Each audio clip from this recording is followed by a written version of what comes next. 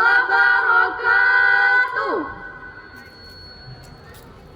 Alhamdulillahilladzi khalaqa min dzakarin wa untha wa ja'alnakum syu'uban wa qabaila lita'arafu. Ashhadu an la ilaha illallah wahdahu la syarikalah wa ashhadu anna sayyidana Muhammadan abduhu wa rasuluh al-mab'utsu rahmatan lil alamin.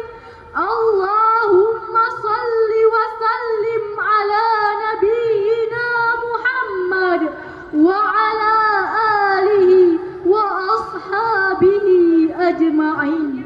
Amma ba'd. Dewan Hakim yang arif dan bijaksana, hadirin calon penghuni syurga, Indonesia merupakan negara kesatuan yang penuh dengan keberagaman, terdiri dari keberagaman budaya, suku, dan agama. Di satu sisi, hadirin, keberagaman ini menjadikan Indonesia negeri yang unik dan menarik. Sementara di sisi yang lain, keberagaman ini kalau tidak dijaga dan dikelola dengan baik bisa menjadi sumber potensi konflik, baik konflik antar etnis, suku maupun agama, yang pada gilirannya dapat meruntuhkan falsafah negara Bhinneka Tunggal Ika, berbeda-beda tapi tetap satu. Bahkan hadirin, adanya keberagaman ini bisa menjadi target dan sasaran dari pihak-pihak yang tidak menginginkan Indonesia menjadi negara yang kuat, hebat, dan bermartabat dengan memicu sumber-sumber konflik, terutama konflik antar agama yang sangat berbahaya bagi tegaknya pilar persatuan dan kesatuan bangsa. Kita sebagai umat Islam Indonesia, hadirin, sebagai penduduk mayoritas di negeri ini harus mengerti dan memahami konsep keberagaman dalam perspektif Islam, sehingga kita menjadi garda terdepan dalam mempertahankan persatuan dan kesatuan bangsa. Dari uraian yang telah kami sampaikan tadi, maka tergugah hati kami bertiga untuk menyampaikan sebuah syarahan yang berjudul Keberagaman Modern dalam Perspektif Islam, upaya menjaga semangat persatuan dan kesatuan bangsa. Dengan landasan firman Allah dalam Al-Quran Surah Al-Hujurat ayat 13 yang akan dibacakan berikut ini. A'udzu billahi minasyaitonir rajim. Bismillahirrahmanirrahim.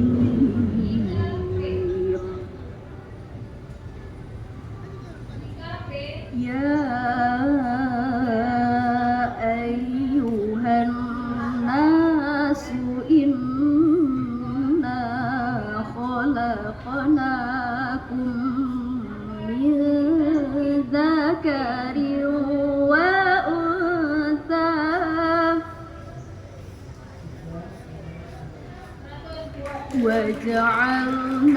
وجعلناكم شعوبا وقبائل لتعارفوا إن أكرمكم عند الله أتقاكم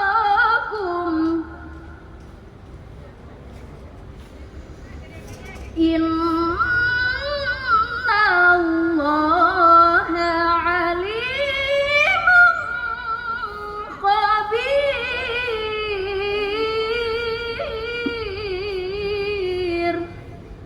Hamba berlindung kepadamu ya Allah dari godaan syaitan yang terkutuk. Dengan menyebut asmamu ya Allah yang maha pengasih lagi maha penyayang. Wahai manusia, sungguh kami telah menciptakan kamu dari seorang laki-laki dan seorang perempuan, dan kami jadikan kamu berbangsa-bangsa dan bersuku-suku agar kamu saling mengenal. Sungguh yang paling mulia di antara kamu di sisi Allah ialah orang yang paling bertakwa. Sungguh Allah maha mengetahui, maha teliti. Dewan Hakim, hadirin yang kami muliakan, Asy-Syaikh Profesor Dr. Wahbah Az-Zuhaili dalam kitab tafsirnya Al-Munir jilid 13 halaman 581 menukilkan dua riwayat terkait sebab nuzul ayat tadi. Pertama, riwayat dari Ibnu Abi Hatim dari Abi Mulaika bahwa pada hari Fathu Mekah, Bilal radhiyallahu anhu naik ke dalam Ka'bah lalu mengumandangkan azan. Sebagian para sahabat memprotes seraya berkata, "Kenapa budak hitam ini mengumandangkan azan di dalam Ka'bah?" Lalu turunlah ayat yang telah dibacakan tadi. Kemudian Rasulullah Sallallahu Alaihi Wasallam memanggil mereka dan memperingatkan mereka dengan tegas untuk tidak sekali-kali berbangga dengan keturunan mereka dan merendahkan orang-orang fakir. Kedua, riwayat dari Abu Bakar ibnu Abi Daud bahwa ayat tadi turun berkenaan dengan Abu Hindun tatkala Rasulullah menyuruh Bani Bayabah untuk menikahkan seorang putri mereka dengan Abu Hindun yang merupakan tukang pegang dan bekas budak mereka. Lalu mereka berkata, "Wahai Rasulullah, apakah kami akan menikahkan putri kami dengan bekas budak kami?" Lalu turunlah ayat yang dimaksud.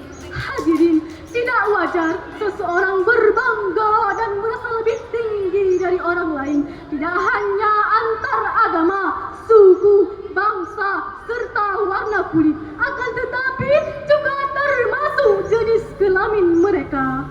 Hadirin rahimakumullah, sikap bangga dengan keturunannya, bangga dengan sukunya, bangga dengan status sosialnya, serta bangga dengan warna kulitnya merupakan bentuk sikap jahiliyah yang telah dihapus oleh Islam sejak lebih 1400 tahun yang silam, sebagaimana yang ditegaskan oleh Rasulullah dalam sebuah hadis riwayat Imam At-Tabrani pada waktu Haji Wada. Rasulullah Sallallahu Alaihi Wasallam berkhutbah di Mina, "Ya ayuhan nas, ala inna rabbakum wahid wa inna abakum wahid, ala la fadla li arabiyyin ala ajamiyyin wala li ajamiyyin ala arabiyyin wala li aswada ala ahmara wala li ahmara al aswada illa bitaqwa." Wahai sekalian manusia, ketahuilah sesungguhnya Tuhan kalian satu dan asal usul nenek moyang kalian satu, dan ketahuilah tidak ada keutamaan orang Arab dengan non-Arab, dan begitu sebaliknya tidak ada orang yang berkulit hitam atau berkulit putih, dan begitu sebaliknya kecuali dengan ketakwaan. Hadirin, siapa kita? Indonesia. Siapa kita? Indonesia. Siapa kita? Indonesia. Timbul pertanyaan hadirin, bagaimana dalam pandangan Islam terkait dengan keberagaman? Seperti yang terjadi di negeri kita tercinta ini. Surah Al-Mumtahanah ayat 8 merupakan landasan untuk jawaban yang dimaksud dan akan dilantunkan oleh qari'ah kami berikut ini. La yanhakumullahu 'anil ladzina lam yuqatilukum fid dini wa lam yukhrijukum min diyarikum wa lam yukhrijukum min diyarikum an tabarruhum wa tuqsitu ilaihim innallaha yuhibbul muqsitin. Innallaha yuhibbul muqsitin. Shadaqallahul azim. Allah tidak melarang kamu untuk berbuat baik dan berlaku adil terhadap orang-orang yang tidak memerangi kamu dalam urusan agamamu dan tidak mengusir kamu dari kampung halamanmu. Sesungguhnya Allah mencintai orang-orang yang berlaku adil. Maha benar Allah atas segala firman-Nya. Dewan Hakim dan hadirin yang kami muliakan, dari uraian yang telah kami sampaikan tadi dapat kita ambil kesimpulan bahwa pertama, keberagaman agama, suku, bahasa, bangsa, serta warna kulit merupakan sunnatullah dalam penciptaannya, tidak boleh menjadi alat untuk berbangga diri dan merendahkan pihak-pihak lain. Kedua, keberagaman agama harus disikapi dengan sikap saling toleransi dan menghargai. Ketiga, kita umat Islam Indonesia sebagai penduduk mayoritas di negeri ini harus mengerti dan memahami konsep keberagaman dalam perspektif Islam sehingga kita menjadi garda terdepan dalam mengimplementasikan konsep Islam terkait dengan keberagaman. Dan yang keempat, kepada non-muslim yang tinggal di negeri tercinta untuk selalu menjunjung tinggi sikap toleransi dan menghargai dalam mewujudkan persatuan dan kesatuan bangsa. Demikianlah syarahan yang dapat kami sampaikan. Lebih dan kurang mohon dimaafkan. Buat rumah karena sandi, rusak sedih rumah binasa.